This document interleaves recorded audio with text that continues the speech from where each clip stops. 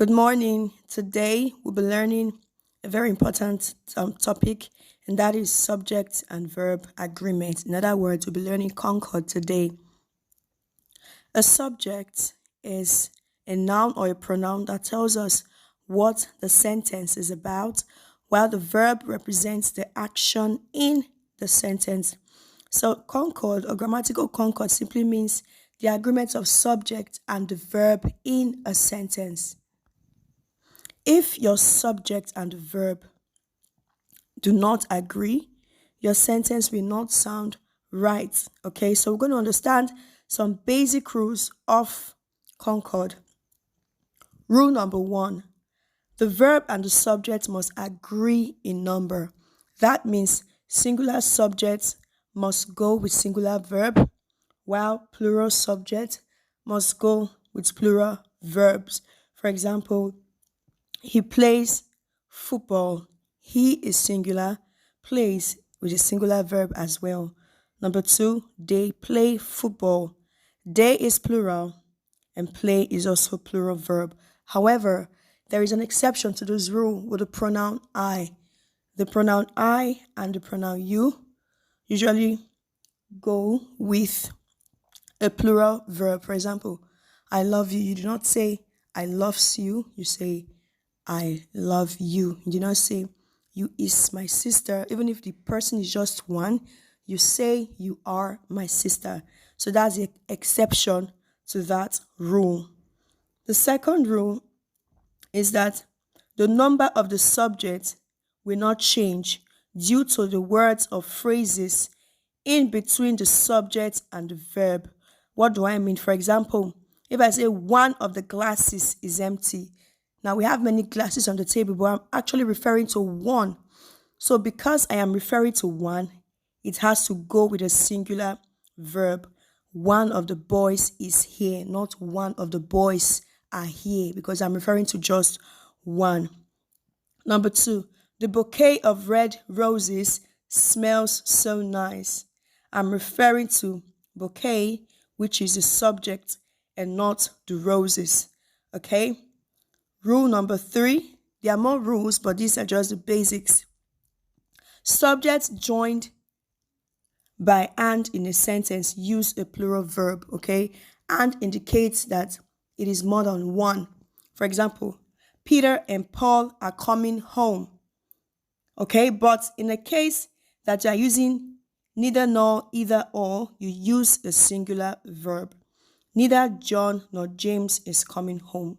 My dad or my mom is arriving today, because you are using, if you say my dad or my mom, you are referring to one of them, either my daddy or my mommy, not both of them. But when you use and, you mean both, and that is why it goes with the plural verb are. Okay? Rule number 4, the verb in a sentence containing or, either or, neither nor agrees with the noun or the pronoun closest to it. For example, neither the shoes nor the bag matches the dress. Bag is singular, so it goes with the singular verb matches. Neither the bag nor the shoes match the dress. Here, shoes is the closest to the verb. That's why we are using the plural verb match. The next rule, when the subject is followed by words such as well as, along with, besides, not, etc., ignore them and use a plural verb if the subject is singular. For example, Matt as well as his dog is expected shortly. The man as well as his wife is coming to the party. Okay? Rule number 5. In the case of words such as a lot of, all, some, etc., in a sentence, pay attention to the noun after the of.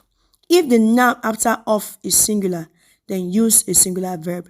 If it is plural, use a plural verb. For example, all of the cake is gone. Cake is singular there, so use a singular verb is. All of the cakes are gone. Okay?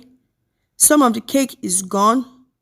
Some of the cakes are gone. So both can go, both can work, but just pay attention to the noun after the of.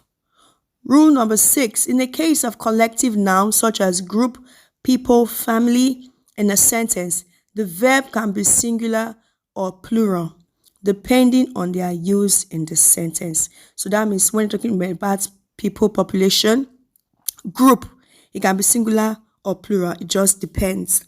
Okay? Example, most of my family is here. Or you can say most of my family are here. Half of the population was against the bill, or half of the population were against the bill. All right?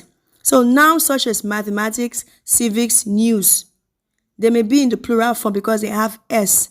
Actually, they are singular in meaning. Therefore, you use a singular verb. You do not say mathematics are difficult. You say mathematics is very difficult for some people. The news is very saddening. So although it has s, it is actually singular. And this is the last rule for today. In sentences that express a wish, request, or contrary to fact, the word were is used instead of was. For example, I wish my sister were here. You don't say, I wish my sister was here. I wish I were still a baby. If I were a boy, I would have been so handsome. Before I end this video, I would like to ask you some questions. The lady in the car dash like your mother. Is it look or looks? The correct answer is looks, because lady is a singular subject, so it has to go with a singular verb. Most of the milk dash gone. The answer is most of the milk is gone. One of the flowers dash withered. It is one of the flowers has withered. I'll see you in my next class. Bye for now.